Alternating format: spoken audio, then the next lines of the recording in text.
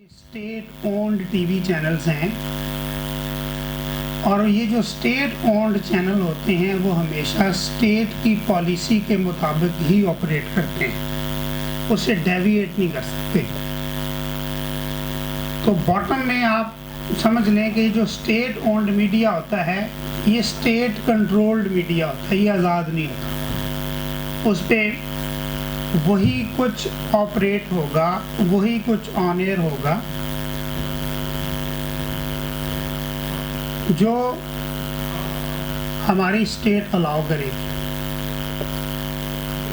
इसके अलावा जो दूसरा मीडिया है पूरी दुनिया में वो है कॉर्पोरेट मीडिया। पूरी दुनिया में हर मुल्क का एक कॉर्पोरेट कल्चर है, बिजनेस है, और जो कॉर्पोरेट मीडिया होता है वो भी आज़ाद नहीं होता। स्टेट ओन्ड मीडिया स्टेट की पॉलिसी के ताबे होता है और कॉर्पोरेट मीडिया जो है वो बिजनेस पॉलिसीज़ के ताबे होता है, वो भी आज़ाद नहीं होता। जहाँ पे उनकी पॉलिसीज़ कॉन्फ्लिक्ट कर जाती हैं वहाँ पे उनकी आज़ादी ख़त्म हो जाती है। जैसे अभी आपने ये पिछले दिनों वो मलिक रियाज के हवाले से कुछ डील्स के हवाले से बात हो रही थी, तो स्टेट ओन टीवी चैनल ने तो ज़ाहिर है उसको कवर ही नहीं करना था। जो कॉर्पोरेट मीडिया है हमारा वो भी मलिक रियाज को एक पाकिस्तानी शायरी लिखता है या बोलता है, उसका नाम नहीं लेता, ये इतना की आज़ाद है। तो ये जो कॉर्पोरेट मीडिया भी होता है वो अपने बिजनेस कॉन्फ्लिक्ट के ताबे होता है, ये भी आज़ाद नहीं होता या उस तरह से आज़ाद नहीं होता जिस तरह से हम सोचते हैं कि आज़ाद होना चाहिए। इन दो सिनेरियोज़ में पिछले को 5-6 साल से जिस मीडिया की ज़रूरत थी वो था अल्टरनेटिव मीडिया। यूरोप में ज़रा पहले से शुरू हो चुका था, पाकिस्तान में जो है ये गुज़श्ता को 3-4 सालों से फेसबुक, ट्विटर और इनके बाद इस तरह के जो प्लेटफॉर्म्स आए हैं उसकी वजह से जो पैदा हुआ है वो है अल्टरनेटिव मीडिया। और इसमें शामिल हैं हमारी ऑनलाइन न्यूज़पेपर्स, डिजिटल चैनल्स जिसमें आप वेब टीवी बोलते हैं, सोशल मीडिया टीवी चैनल्स बोलते हैं, और यूट्यूब टीवी चैनल्स बोलते हैं, यूट्यूबर्स हैं। अब फेसबुक पे लाइव की फैसिलिटी आ गई है। हमारा कोई क्वेश्चन है तो बाद में कर लीजिएगा आप प्लीज़, थोड़ा रिक्वेस्ट है आपसे कि हाँ। तो ये जो ये जो अल्टरनेटिव मीडिया था इसमें जो डिफरेंट चैनल्स आए हैं, हमने जब तहरीक मीडिया ग्रुप शुरू किया था कुछ 4 साल पहले, हमने वेब टीवी जब बनाया था तो हमसे पहले 2-3 टीवी चैनल थे वेब पे।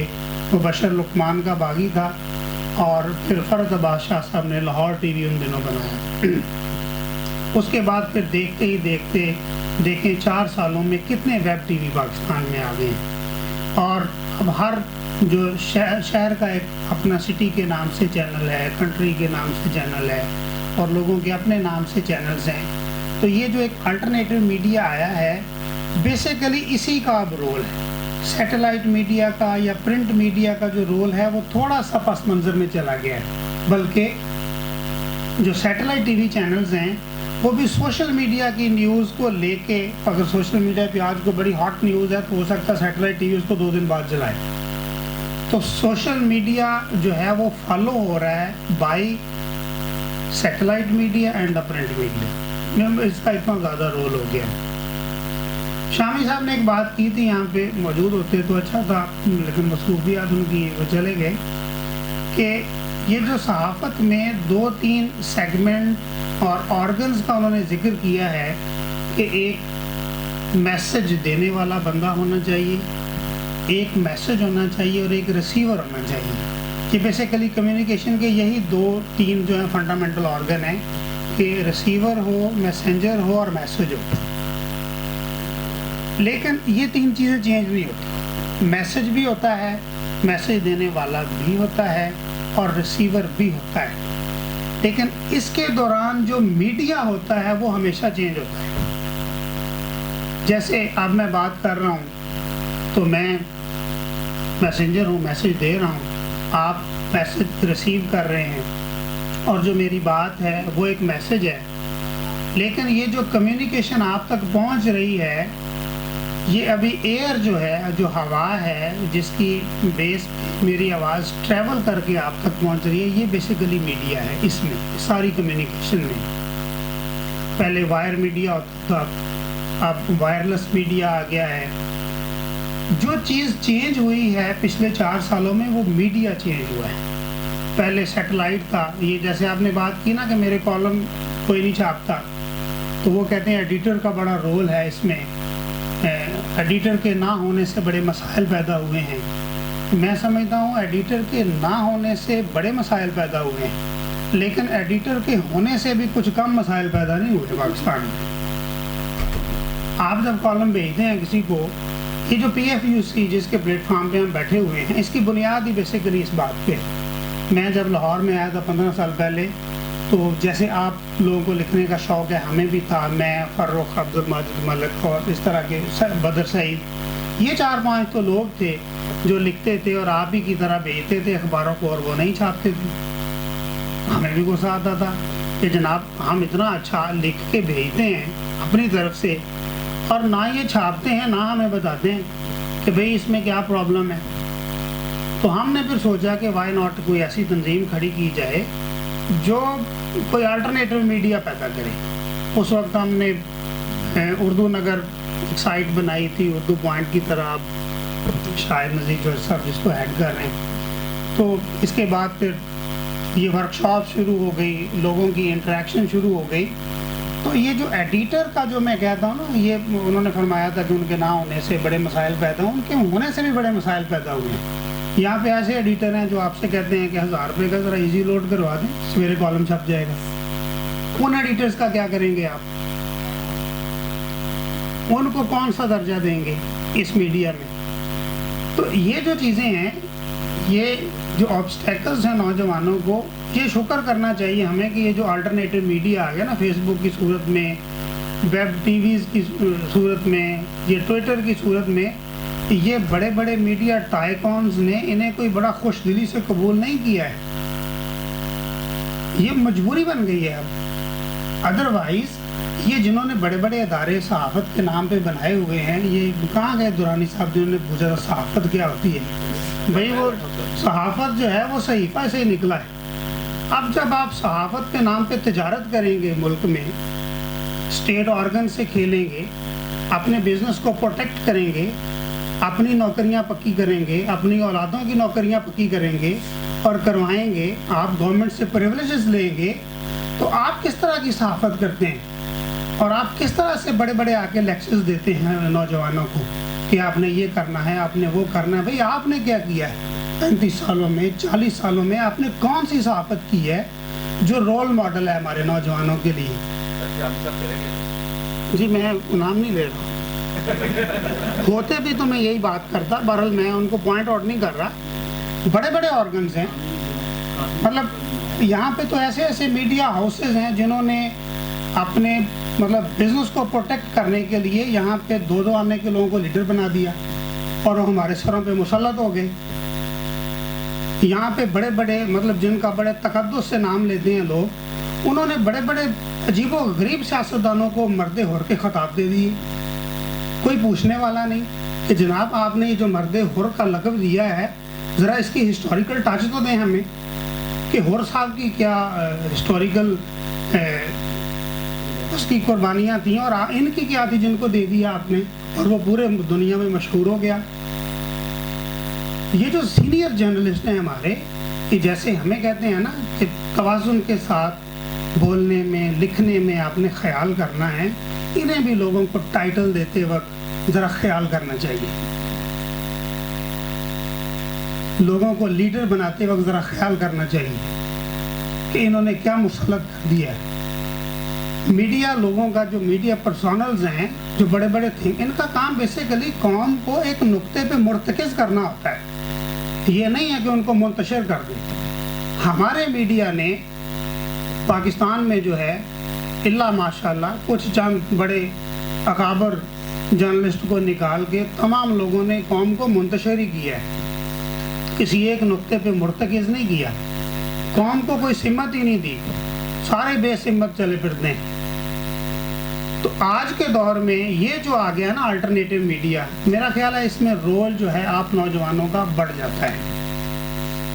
آپ میڈیا میں لوگوں کی شخصیات کو نہ دیکھیں، کون کتنا بڑا جرنلسٹ ہے، جسٹ یہ دیکھیں what he has done for the journalism, اس نے کیا گیا ہے، اس کی پریسٹیج کیا ہے، اس کے ادارے کی سینٹٹی کیا ہے، اس کی اپنی سائیکولوجیکل پیورٹی کیا ہے، اس کی اپنی انٹلیکچوئل سفیشینسی کیا ہے، اس نے ڈیلیور کیا کیا ہے۔ کون سا ایک کوئی ادارہ بنا دیا ہے، کوئی ایک جرنلسٹ بتائیں جس نے کوئی ایسا ادارہ بنا دیا جو نوجوانوں کو ٹرین کرے۔ اب یہ فاروق شہباز صاحب PFUC لیے پھرتے ہیں اور عام لوگ لیے پھرتے ہیں، ہم میں سے کون میڈیا ہاؤس رکھتا ہے؟ ہم میں سے کس کی اتنی فائنینشیل کیپیسٹی ہے کہ اس طرح کے ادارے بنا کے چلائیں؟ جب ہم نے PFUC بنائی تھی تو ہم نے اس دن اس کے آرگنز میں بائی لاز میں لکھ دیا تھا کہ ہم فائنینشیل اسسٹنس نہیں لیں گے کسی ادارے سے، کسی سیاستدان سے، کسی سمگلر سے، کسی بیوروکریٹ سے، ہم فنڈنگ نہیں لیں گے، اپنے سر پہ چلائیں گے، چلاتے چلا رہے ہیں جیسی کیسی ٹوٹی پھوٹی ہے۔ لیکن سوال یہ ہے کہ یہ جو میڈیا ہاؤسز ہیں، ایک میڈیا ہاؤس نے ایک خاص طبقے کو لیڈر بنایا اور دوسرے نے دوسرے کو بنایا، جب اس کی حکومت آئی تو انہوں نے پریولیج لیے، جب ان کی آئی تو انہوں نے لیے۔ نیشن کو کیا دیا ہے، نوجوان کو کیا دیا ہے، کس کو کالم لکھنا سکھایا ہے، کس کو اینکر بننا سکھایا ہے، آزادی سے کہاں پہ بات کی ہے؟ یہ جو گول مول باتیں ہیں نا کہ ہمیں اس طرح سے کرنی چاہیے اور اس طرح سے کرنی چاہیے، یہ ماننا چاہیے کہ ہماری ملک میں، ہماری اسٹیٹ میں، پوری دنیا میں بلکہ میڈیا آزاد نہیں ہے۔ جہاں جہاں جس کے کانفلکٹ آ جاتے ہیں آرام سے چپ کر کے بیٹھ جاتا ہے۔ وہ ان کی بات صحیح ہے کہ حتی الامکان کوشش کرنی چاہیے کہ آپ بات کرتے وقت الفاظ کا چناؤ ایسا کریں کہ خواہ مخواہ میں کانفلکٹ پیدا نہ ہو، لیکن اس ڈر سے بات کرنا چھوڑ دیں کہ کانفلکٹ پیدا ہوتی ہے تو سچ بات ہی نہ کہیں، یہ کوئی صحافت نہیں ہے، یہ اس کا کوئی اور نام رکھنا چاہیے۔ میں ضرب قلم کے نام سے لکھتا تھا، جنرل مشرف نے جب ٹیک اوور کیا تو میں نے ایک کالم لکھا تھا، نہ کرنا وعدہ فردا کے مکر جانے سے بہتر ہے، وہ جو اس نے 7 پوائنٹ ایجنڈا دیا۔ تو مجھے ایک ای میل آئی، gentleman you are quite young and life is too beautiful. تو میں نے کہا یس آئی نو اٹ، میں جانتا ہوں، اس کے باوجود بھی لکھا ہے۔ تو یہ جو چیزیں ہیں نا یہ تو بھگتنا پڑتی ہیں آپ کو۔ شاہ یوسف صاحب صحیح کہہ رہے ہیں کہ پھر وہ کچومر بن جاتا ہے، ایسا ہو جاتا ہے، ویسا ہو جاتا ہے۔ تو بھئی یہ تو پھر وہ کل میں فیس بک پہ پڑھ رہا تھا، کسی نے لکھا، اچھا فکرہ تھا کہ حق بات کرنے والوں کی بات رہتی ہے، سر نہیں رہتا۔ تو ٹھیک ہے بھائی، بات تو رہنی چاہیے، ٹھیک ہے نا جی۔ تو یہ جو میری ریکویسٹ ہے کہ آپ لکھیں، سچ بات لکھیں، آنیسٹی کے ساتھ لکھیں۔ اچھے جرنلسٹ میں آنیسٹی، کمپیٹنسی اور ایفیشنسی ہونی چاہیے، یہ 3 پلر ہیں جرنلزم۔ آپ کو کمپیٹنٹ ہونا چاہیے، آپ کو آنیسٹ ہونا چاہیے اور آپ کو ایفیشنٹ ہونا چاہیے۔ جو بات جب کرنی ہے اسی وقت کرنی ہے، یہ نہ ہو کہ کیونکہ خبریت میں تو آپ چند لمحے بھی لیٹ کر جائیں تو پھر خبر نہیں رہتی۔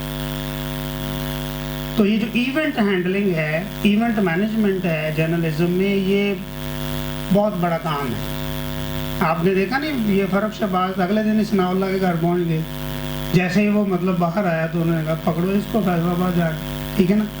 2 دن لیٹ ہوتے تو شاید اس کا وہ رسپانس نہ ہوتا۔ یہ جو ایونٹ مینجمنٹ ہے اور ایونٹ ہینڈلنگ ہے اور ٹائم مینجمنٹ ہے، اس کا خیال ہے۔ آپ لکھ رہے ہیں تو ایک بیٹ اپنی سلیکٹ کر لیں اور اسی پہ لکھیں۔ یہ نہ ہو آج آپ سیاست پہ لکھ رہے ہیں، کل آپ صحافت پہ لکھ رہے ہیں، پرسوں آپ ایجوکیشن پہ لکھ رہے ہیں، چوتھ آپ جو ہے وہ سوشل ایشوز پہ لکھ رہے ہیں۔ کوئی ایک بیٹ سلیکٹ کر لیں اپنی اور اسی پہ لکھیں، ریسرچ کر کے لکھیں اور لکھتے رہیں 5 6 سال 7 سال، آپ کا نام بن جائے۔ اگر آپ میری طرح کبھی کوئی لکھیں گے، کوئی لکھیں گے، کبھی کوئی موضوع ہوگا تو پھر کچھ نہیں ہوگا۔ پھر آپ کا نام نہیں بنے گا اور آپ میں وہ نکھار بھی نہیں آئے گا. نام کو چھوڑے نکھار نہیں آئے گا کم از کم. کوئی ایک منزل اپنی سلیکٹ کریں اور اس پہ پہنچنے کا طریقہ اور ڈیوریشن طے کر لیں. بالکل ویسے ہی جیسے میں آج گھر سے نکلا ہوں تو مجھے پتا تھا کہ مجھے ظفر علی خان ٹرسٹ میں جانا ہے, تو مجھے پتا تھا نا مجھے کن کن رستوں سے گزر کے آنا ہے اور کتنا وقت لگے گا.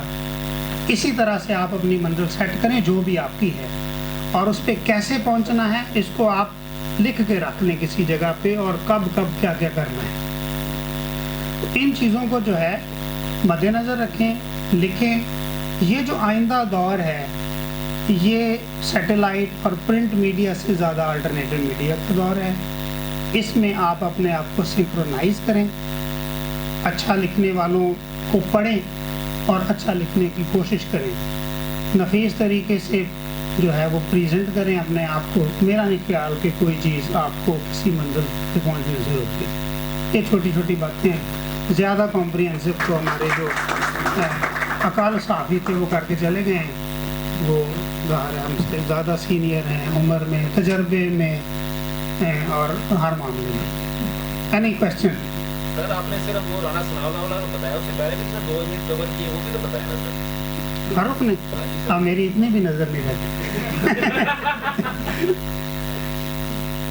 سامنے آپ کے بیٹھے ہوئے عظیم پارٹی کا نام شیما جی کاٹ کے آئے